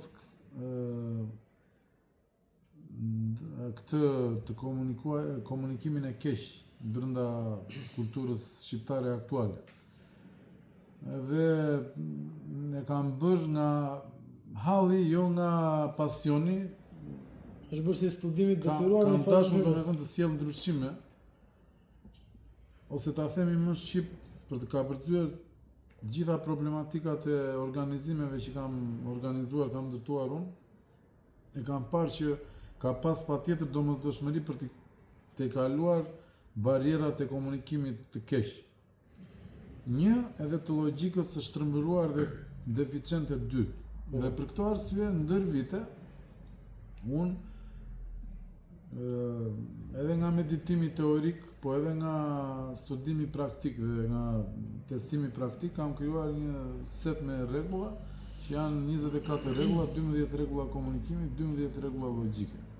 Këto janë rregulla që domethënë synojnë dhe ja dalin më së miri të krijojnë një bashkim të fuqishëm në ambienti ku ka një grup njerëzish. Domethënë nëse bëhen 2 e më shumë njerëz dhe duan që të kenë një komunikim cilësor, efektiv, rezultativ, të vërtet, edhe dobiprurës, duhet i zbatojnë këto rregulla. Po ashtu edhe për logjikën shkencore është e njëjta gjë. Pra, si paralel. E them gjithmonë që ne shkencore quajmë ata njerëzit që vishen kështu në për laboratore, në për qendra kërkimore shkencore. Shkencore në fakt është thjesht ajo që veprimtaria që përputhet me të vërtetën objektive. Atë shkencë bën dhe ai peshkatari kur treq rjetën në mënyrën e dur dhe jo në mënyrën e gabuar. Shkencë bën dhe banakieri kur bën kafen ashtu siç duhet jo në mënyrën e gabuar. Shkencë bën dhe ai që merret me ndërtim raketash e me ndërtim pajisjesh teknologjike. Domethënë shkencoria është gjithandej, nuk është mjafton që të aplikohet ajo që vetëm ajo mbyllur në laborator. Jo vetëm ajo. Edhe unë domethënë kam krijuar këto 12 rregullat e komunikimit shoqërisë zhvillues dhe 12 rregullat e logjikës shkencore. Çfarë është komunikimi shoqërisë zhvillues? Është komunikimi që synon të bëjë mbizotruese, të bëjë sunduese të vërtetën objektive. Dhe këtë të vërtet ta pranojnë të gjitha palët prezent dhe të marrin masa për të përputhur sjelljen e tyre, veprimet, qëndrimet e tyre në jetën reale me të vërtetën objektive. Dhe kjo e gjitha bëhet së pari nëpërmjet logjikës shkencore dhe së dyti nëpërmjet komunikimit shoqërisë zhvillues. Domethënë, nëse ka një grup, një organizata, një instituciona, një shoqëri që do të krijojë bashkim, unitet, kohezion,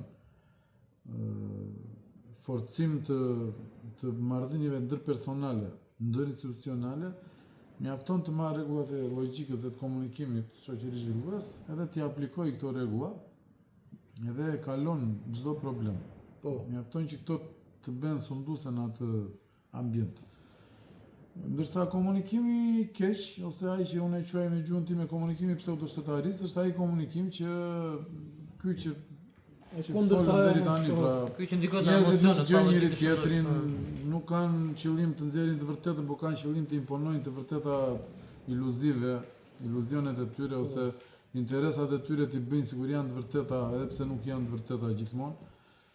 Pra komunikimi keq është një mjet për të imponuar me shtrëngim, me shtypje përkundër të vërtetës palën tjetër. Ndërsa komunikimi shoqërisë zhvillues është një komunikim që mbi të gjitha kryesore ka nxjerrjen në pa të vërtetës dhe bërjen sunduese të vërtetës. Me qëllim që pastaj nga kjo të na vi e mira, e përbashkët e të gjithëve. Ky është komunikimi shoqërisë zhvillues. Ato rregullat unë nuk po i shpjegoj tani sepse na ngri shumë kohë kjo pjesë e parë, kemi edhe pjesën e dytë të emisionit për të folur. Se dhe tema e dytë është goxha e gjerë dhe me shumë problematikë. Kështu që pra propozoj që ta kalojmë përsëri temën e komunikimit edhe në episode të tjera. Dhe kjo si gjithë temët e tjera a diskutim të thellë dhe kjo dhe lëm. Ka dhe dije shumë, ka shumë dije që ka shumë njohuri që duhen dhënë. Pastaj t'i lëm dhe njerëzit ta përtypin pak, ta tresin pak se ndoshta ju kemi folur shumë, domethënë në mënyrë kritike.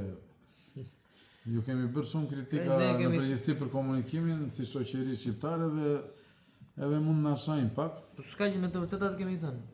Mirë është që të mos na shani miq të nderuar, të na mirë kuptoni në përpjekjen tonë për t'i dhënë vlerë komunikimit shoqërisë zhvillues, sepse ne në fund fare kërkojmë të mirën pastaj, nuk kemi synim as të ofendojmë dikë, as të shajmë dikë, as denigrojmë dikë, po kemi synim të sjellim më afër të mirës njerëzit duke ju bërë të kuptojnë që duhet komunikimi shoqërisë zhvillues dhe jo komunikimi keq për të krijuar nivel të lartë në shoqëri.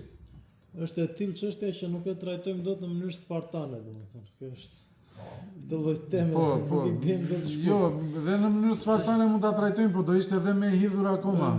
Përmbajtja, kështu që më mirë që e hapim pak në mënyrë më Athina se ta quajmë. Po. E trajtojmë në konstruktivitet.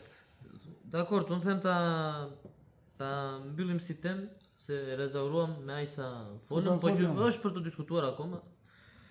Normale, atëherë kalojmë te tema e dytë. Gjendja e pronave të paluajshme në Shqipëri. Është një temë që prek sigurinë dhe të ardhmen e çdo qytetari. Sa siguri ka prona juridikisht në Shqipëri?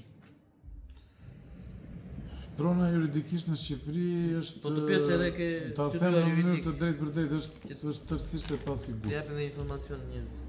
Prona juridikisht është tërësisht e pasigurt. Pronat e paluajtshme në Shqipëri un kam vite që e them.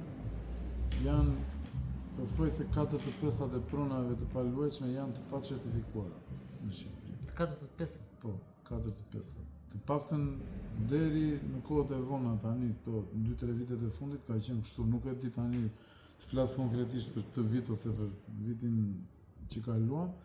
Po deri para 2-3 vjetësh ka qenë kjo që jam unë është shumë reale, shumë e vërtet. Janë pothuajse 4/5 e pronave të paluajtshme janë të pa certifikuara, të pa regjistruara juridikisht. Këtu kuptohet fusim edhe pjesën e pronave kullote të maleve që regjimi aktual 35 vjeçari quan shtet, po nuk janë fare shtet. Absolutisht nuk janë shtet, sepse ne flasim për shembull për krainën nga vim ne, për krainën e Dukatit, Dukat Ragjas Radim Orikum, çdo pëllëmb është me zot. Edhe atje ku janë prone përbashkët, quhen mushaf fshati ose mushaf fisi, pra prone përbashkët o e fisit, o e mhallës janë quajtur disa grup fisesh bashk, ose e fshatit. Pra nuk kemi në asnjë vend konceptin tokë shtet, sepse që të jetë shtet, duhet që shteti të kishte ekzistuar gjithmonë dhe populli të ekzistojë, si thua, pas shtetit. Në fakt, populli ka krijuar këtë shtet. Pra kur unë e kam thënë prapë këtë në Kuvendin e Dukatit në 2010, e kam thënë që a kemi qenë ne që e pritëm Ismail Qemalin Raven, pra ne, çobanët e Krajinës, çobanët mbi general.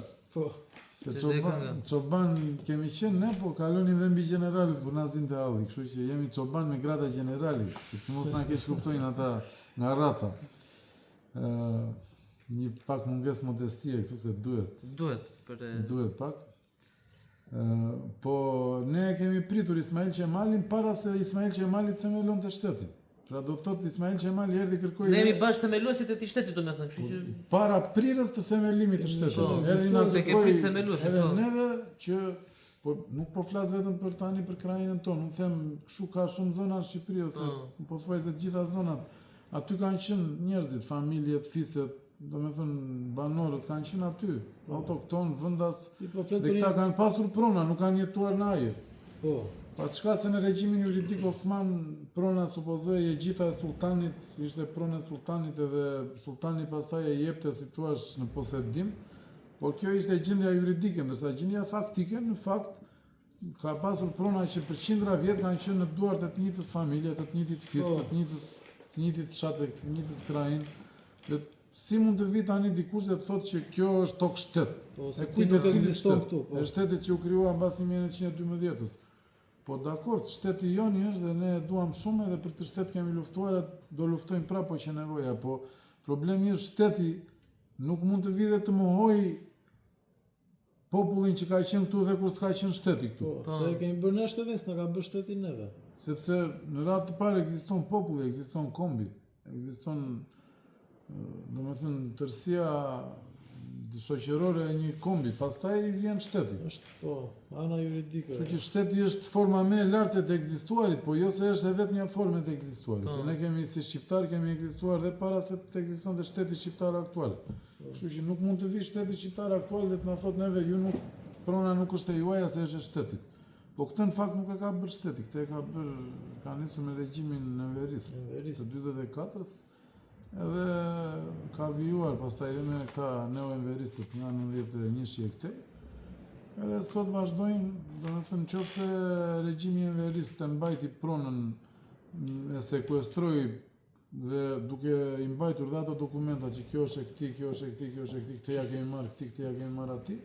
Këta sot kanë zgjedhur një teknik, një strategji më saktë më tinzare, më të ndyrë, që është kjo duke bërë një kaos, një rëmuj të organizuar, se nuk është rëmuj, kjo është organizuar, edhe duke i lënë pa certifikuar, pa menaxhuar zonat e ndryshme. Shkon në hipotekë ti thua, "Ore kam këtë pronë këtu, është e pa menaxhuar." Ç'u duhet mua që është e pa menaxhuar më zoti? Ç'pun kam unë se është e pa menaxhuar? Unë dua certifikatën. Sepse derisa të kujtohesh ti ta menaxhosh nuk do ekzistojë.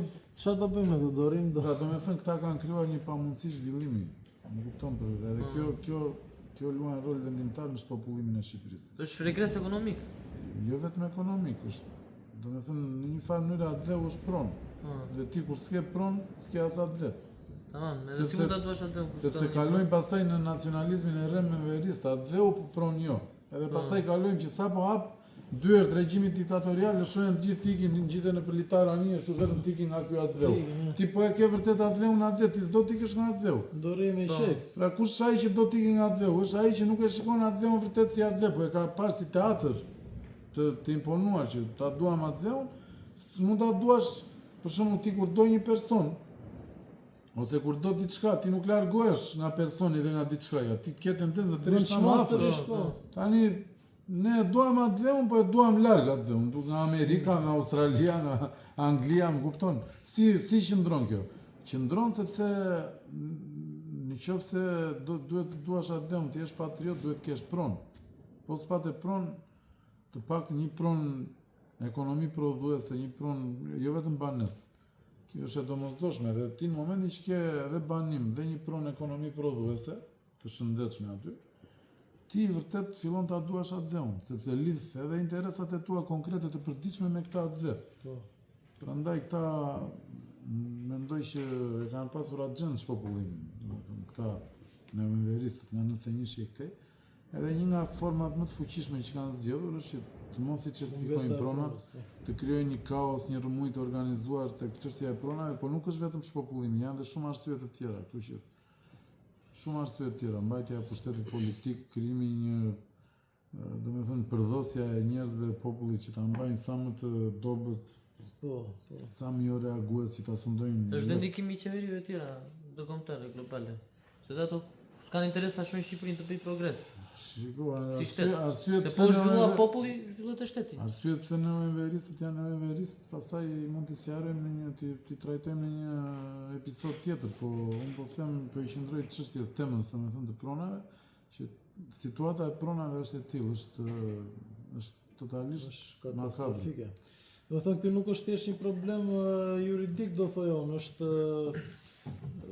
ky është problem politik. Çështja e pronave. Ky do të thënë mund të jetë dështimi më i madh i shtetit në këto 35 vite tranzicion, që është bërë totalisht e qëllimshme. Po, unë ta korrigjoj këtë fjalën dështim, se dështim do ishte nëse këta do përpiqeshin ta bënin e nuk e bëjnë dot. Në fakt këta kanë organizuar këtë lloj situate. Është e paramenduar. Ka prova për këtë.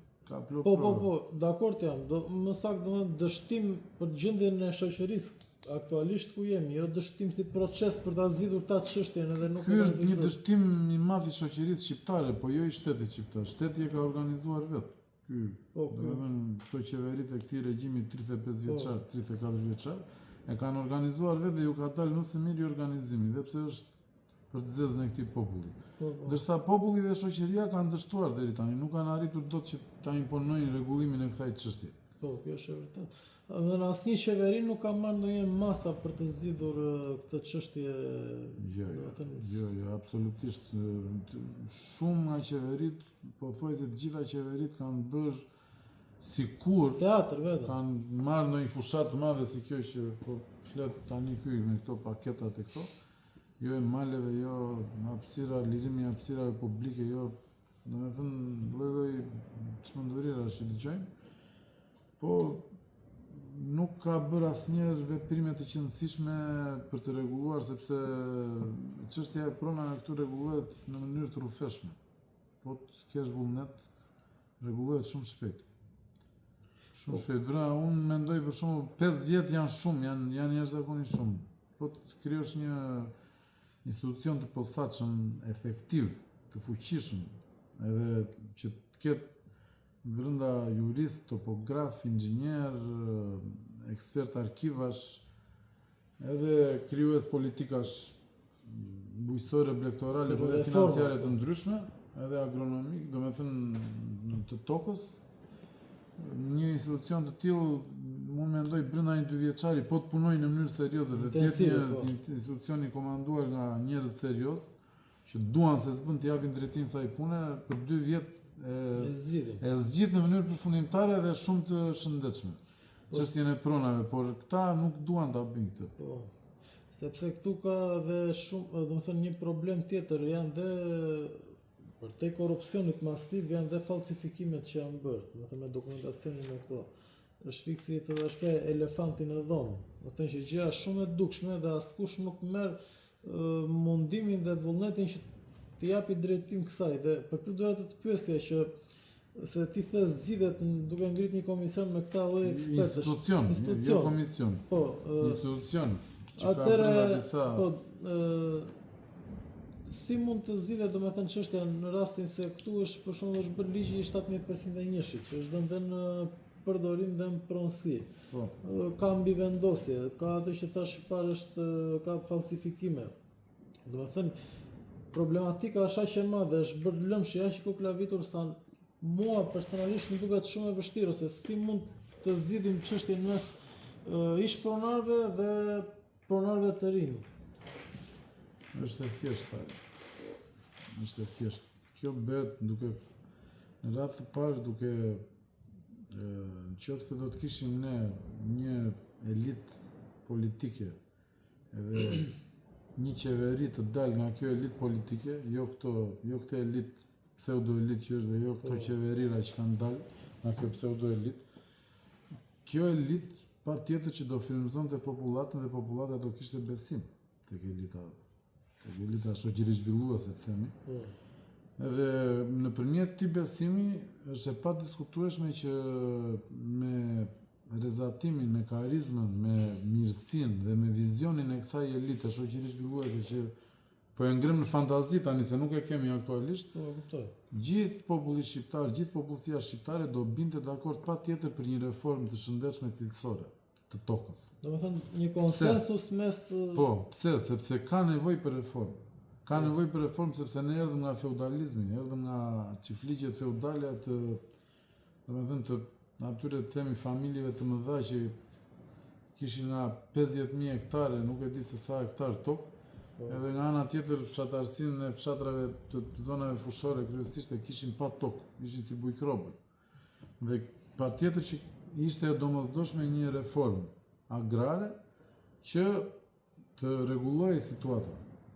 Dhe reformat agrare nuk janë ndonjë çudi, se ka njerëz për shembull që këta të djathët me çdo kush që hiqen si djathtë, sikur janë shumë të djathtë, por në fakt janë vetëm ca prapanik të theksuar. Da që e quajnë veten djathtë sot në Shqipëri. Po, ata edhe, domethënë se dhe unë mund të anoj disi nga djatha në bindjet e mia deri diku, po jo tërësisht, po më shumë anoj pak nga djatha, domethënë. Këta prapanikët, e kupton, këta të djathët që kanë ngelur me atë konceptin e vjetëruar që shajnë ata bashkëkombasit e tyre, jo bregrisurit, jo kokpalarët, jo ata, jo këta. Domethënë, këta nga urrëtia që kanë për komunizmin, gjëja që në fakt shumica e këtyre i shërbejnë komunizmit në formë agjenturore edhe sot. Përveç disave që nuk i shërbejnë. Kanë dhe ata këtë lloj fjalori dhe narrative, po nuk i shërbejnë, po shumica i shërben. Këta janë prapanik, nuk dua të marr parasysh këta, dua të flas për linja shoqëri zhvilluese, qoftë djatës, qoftë të majtës.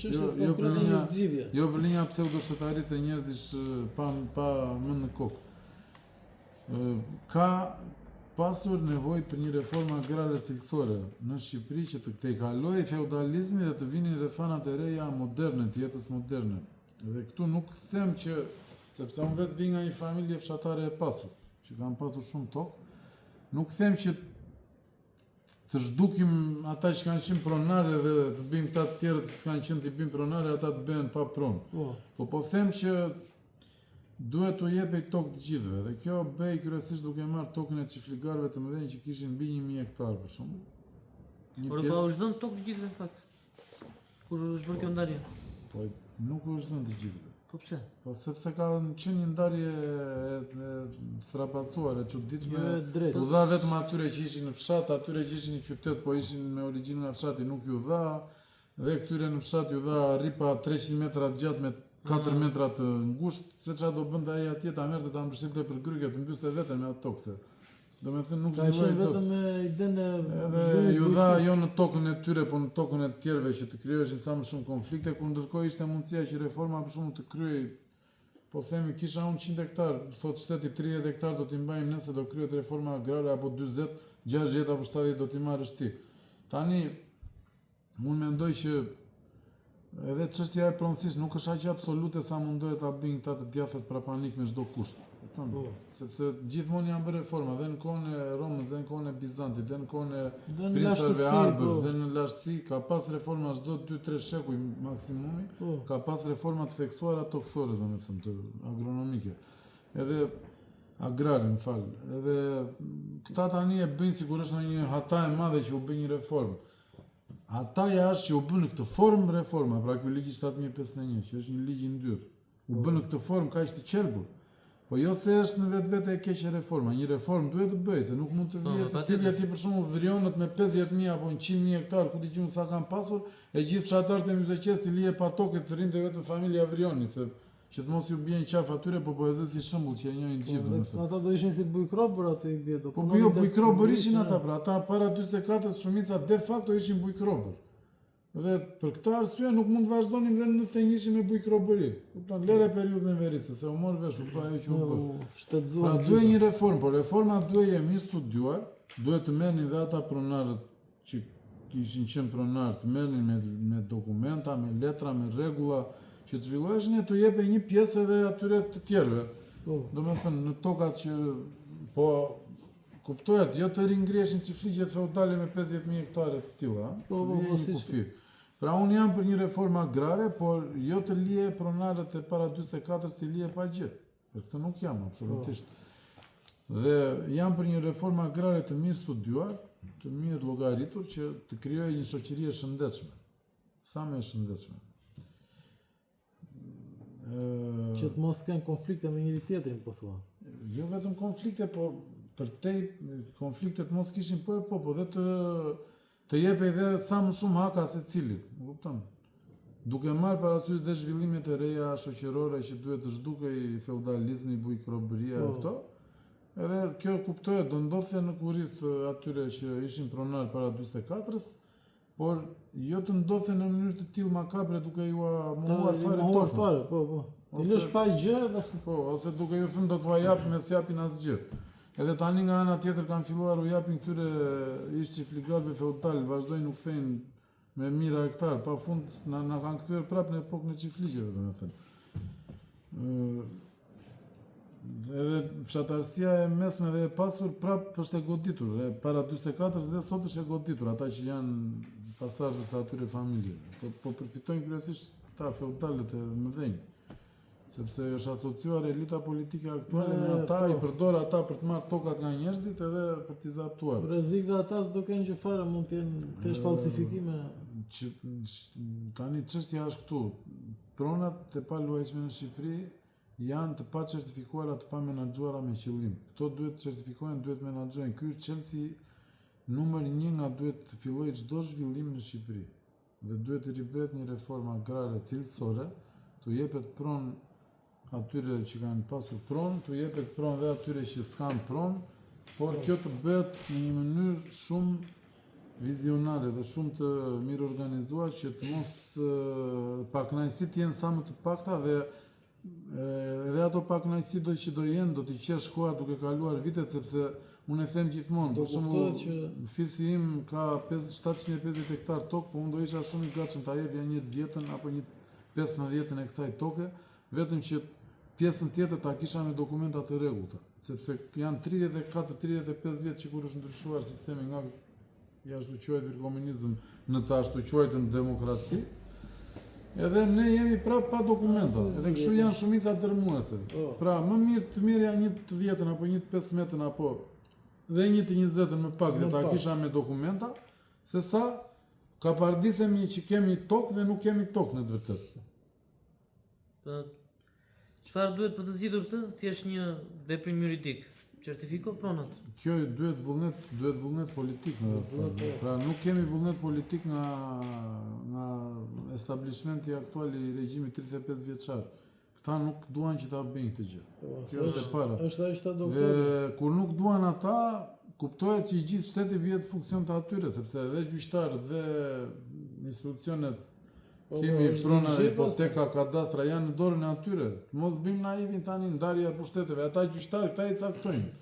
Prapa tjetër njerëzit e këtyre, domethënë vullneti politik në Shqipëri është pothuajse i plotfuqishëm, domethënë për menaxhimin institucional, edhe pavarësisht se teorikisht kemi një ndarje pushtetesh, në të vërtetë kjo ndarje nuk është reale, nuk është faktike, ose është e dobët. Edhe kjo sjell situatën që nuk mund të ketë zgjidhje juridike atje ku ka mungesë vullneti politik nga establishmenti. Kështu që ne kemi nevojë për një ndryshim shumë të fuqishëm të konceptimit mbi të gjitha politikë të çështjes së pronës paluajshme, pastaj të zgjidhin pjesën e anës juridike të kësaj çështje. Ky është një problem shumë i theksuar në Shqipëri dhe unë mendoj se shqiptarët duhet të ndërgjegjësohen më shumë për pronën. Nuk është në atë... Jo, unë mendoj që shqiptarët të ndërgjegjësuar janë për pronën, por shqiptarët nuk arrin të kuptojnë si do sjellin ndryshimin e vullnetit politik. Këtu e kanë, domethënë, ky establishment që është ka krijuar një mungesë shpresë në mënyrë të suksesshme, ka arritur të mbysë shpresën, domethënë, dhe të krijojë shqiptarëve një mentalitet që kjo s'ka ndryshim, nuk ka për të ndryshuar. Ose të sjell atë, të themi, disfatizmin që do na vi vetëm nga jashtë. Edhe rimpresi. Siç e shikojmë dhe këto çështjet e fundit me SPAK-un e me BK-n e me këto, me reformën drejtësie, vettingu e gjitha, siç na është reklamuar dhe siç konceptohet nga të gjithë, janë çështje të imponuara nga jashtë, nga Shtetet e Bashkuara kryesisht. Kështu që e di pse them duhet të ketë ndërgjegjje më të lartë, sepse unë të dëgjova tani dhe jam dakord me atë për shembull, që kur është bërë ajo ndarja, personat që nuk kanë marrë tokë. Domethënë si mund të rish i qetë kur s'ke pronë, kur s'ke tokë në vendin tënd? Ti si je emigrant, ja luna jashtë. Po s'kan marrë, edhe paradoksi është se s'kan marrë dhe ata që kanë, për shembull, një vllak ka ikur në qytet në 50-ën, një vllak ka ndrinë në fshat, ai në fshat mori, ai në qytet s'mori, edhe nga toka e babait apo e gjyshit, po themi, mirë me reformë. Ose një punësor në shtet. Po ti si thoj takon, aty çon si ka si. Patjetër që takon, patjetër që takon, po domethënë kjo reformë, ta quajmë reformë ligjin 7501 është një reformë totalisht e dështuar dhe shumë e keq menduar ose jo e mirë menduar. Po më tepër është shumë e keq menduar sepse kanë menduar mirë, po e kanë menduar mirë për keq. Si të shkaktojnë sa më shumë përçarje, dëme, të mos rregullohet asnjëherë, të jenë njerëzit pa kënaqur. E kanë menduar në këtë mënyrë këta konceptuesit e këtij ligji, që ky ligj fakt është reforma agrare de facto, se këta i quajnë thjesht ligj, po është reforma agrare.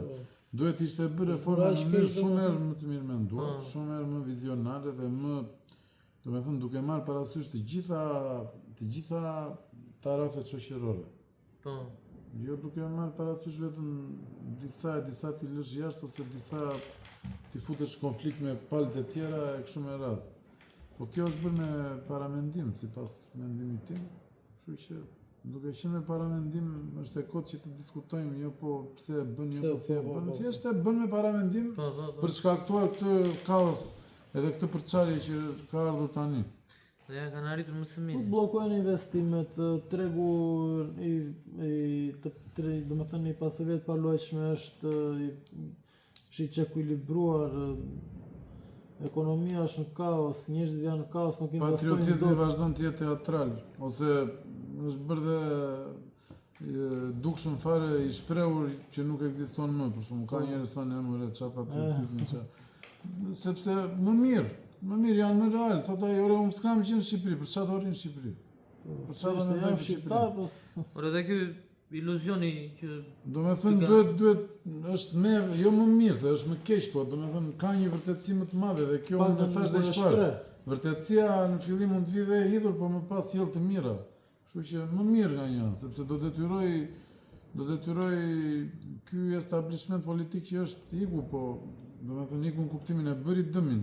Po mbase krijohet një elit tjetër e re dhe kjo elit, duke qenë kjo frymë me popullit, mbase do mundohet që të gjejë një zgjidhje për këtë çështje. Ja, kjo mund të jetë e mira e shprehjes së vërtetësisë.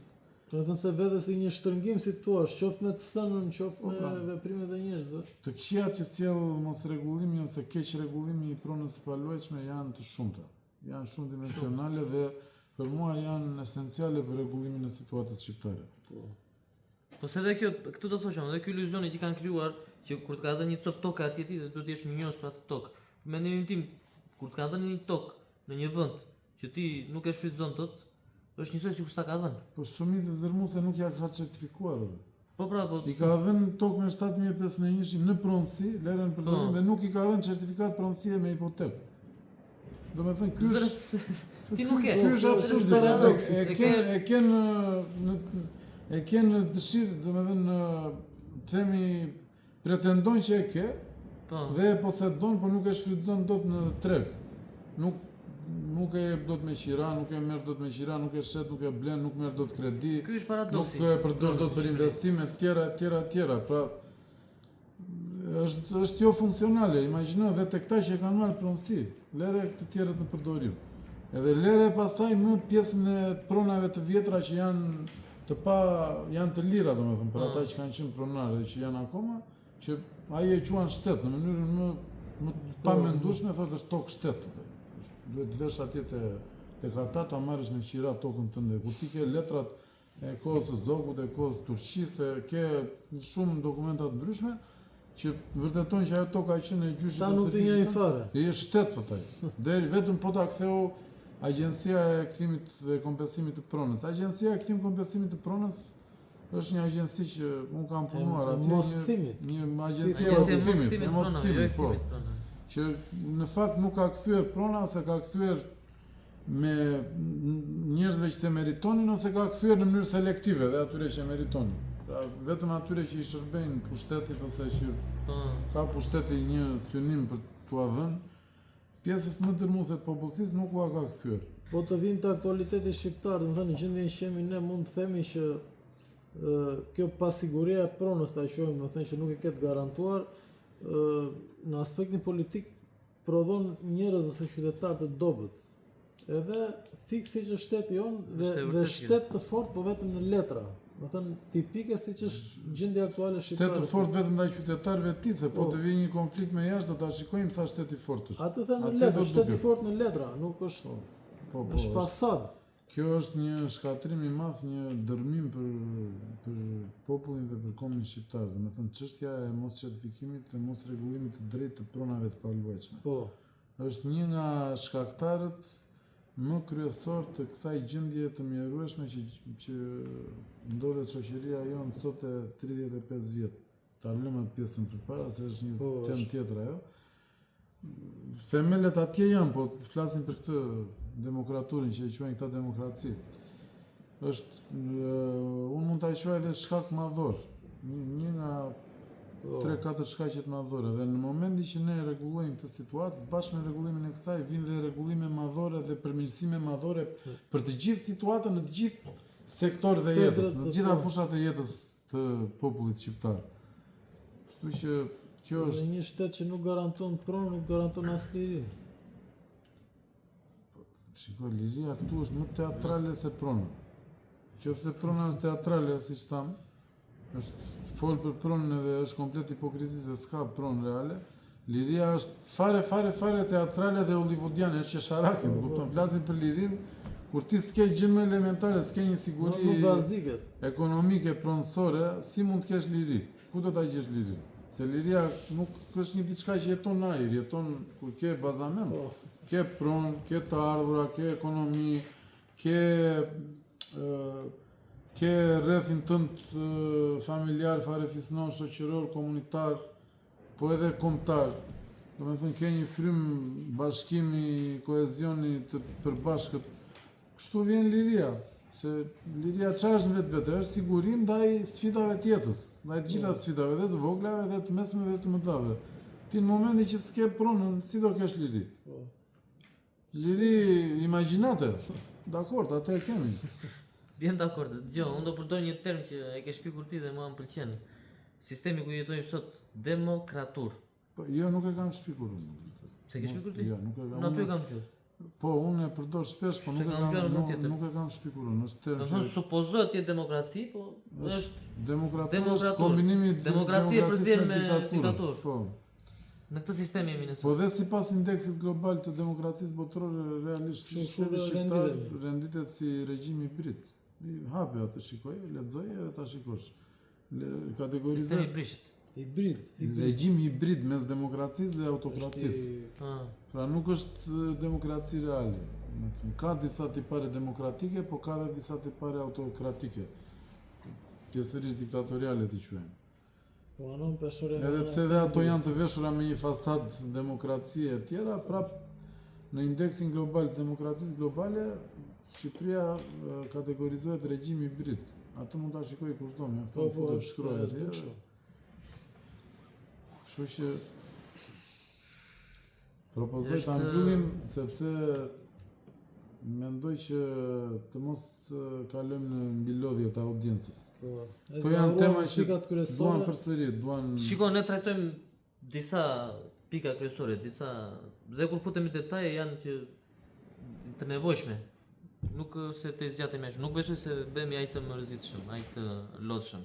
Jo, po nëse zgjasim akoma më shumë dhe mund të kalojmë në lodhje. Dakord jam. Ta respektojmë dhe audiencën duke trajtuar ndoshta edhe në një episod tjetër përsëri.